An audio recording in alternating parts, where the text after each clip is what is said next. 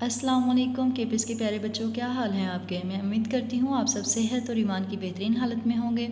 तो चलें जी, अब हम अपनी प्यारी सी सुबह का आगाज़ करते हैं अपने आज के काम के साथ। तो काम को शुरू करने के लिए हम अपनी उर्दू की बुक खोलेंगे और साथ में अपना उर्दू का सिलेबस देखेंगे। ठीक है, तो कल हमने सफ़ा नंबर 13 सवाल नंबर 8 तक किया था। तो आज हम सवाल नंबर 9 से शुरू करेंगे। तो काम को शुरू करने के लिए हम अल्लाह ताला के बबरकत नाम से इसका आगाज़ करेंगे। बिस्मिल्लाहिर्रहमानिर्रहीम। रब्बी यस्सिर वला तुअस्सिर वतम्मिम बिल खैर।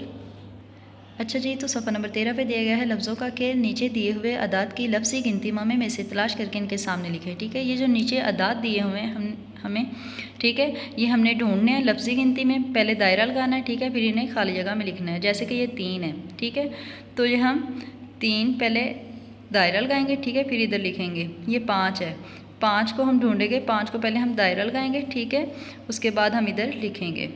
इसी तरह हम इसे मुकम्मल करेंगे। इसके बाद सफ़ा नंबर 11 सवाल नंबर 11 ये गलती से दिया हुआ है, गलत है दिया हुआ है, इसलिए हम इसे नहीं करेंगे। तो इसके आगे देखते हैं सफ़ा नंबर 19 सवाल नंबर।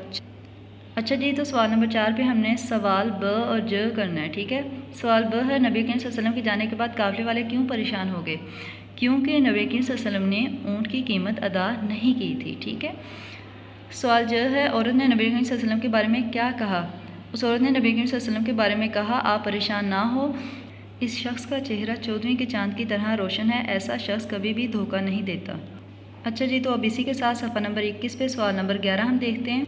अच्छा जी, तो सफ़ा नंबर 21 पे सवाल नंबर 11 है अमली ज़िंदगी में आप किन किन मामलात में दयानतदारी का मुज़ाहरा कर सकते हैं, चंद जुमलों में लिख कर बताएँ। ये आपको क्लास में टीचर ने करवाया हुआ है। ठीक है, ये आपने अच्छे अंदाज में करना है कि आप किन किन मामलात में दयानतदारी का मुज़ाहरा कर सकते हैं। आप स्कूल में बच्चों के साथ, अपने दोस्तों के साथ, और घर में अपने बहन भाइयों के साथ, मामा बाबा के साथ, ठीक है, किस तरह ईमानदारी से पेश आते हैं, दयानतदारी से, वो आपने राइट करना है। अच्छा जी, तो उसके बाद सफ़ा नंबर 26 सवाल नंबर 4 है अ और द। ठीक है, सवाल।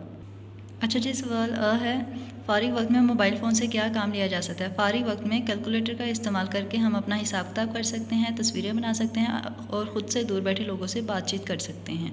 और इसी के साथ सवाल द है एक तालिब इल्म मोबाइल फ़ोन से क्या फ़ायदे हासिल कर सकता है? एक तालिब इल्म मोबाइल फ़ोन को अपने इल्म के हसूल के लिए इस्तेमाल कर। अच्छा जी, तो इसी के साथ सफ़ा नंबर 28 है। सफ़ा नंबर 28 पे सवाल नंबर 9 करना है। हमने दिए हुए अल्फाज में से मुतरादिफ अल्फाज की जोड़ियाँ बनाकर लिखें। ठीक है, जैसे कि मोहब्बत, उल्फत, पहले जोड़ी बनानी है और फिर इधर लिखना है। ठीक है, फलक, आसमान, शजर, दरख्त। ठीक है, काम को साफ़ सुथरा करना है और पेंसिल शॉर्प करके करना है, हाशिया लगा के करना है। आज तक के लिए इतना ही काफ़ी है। अल्लाह हाफिज़, फ़ी अमानिल्लाह।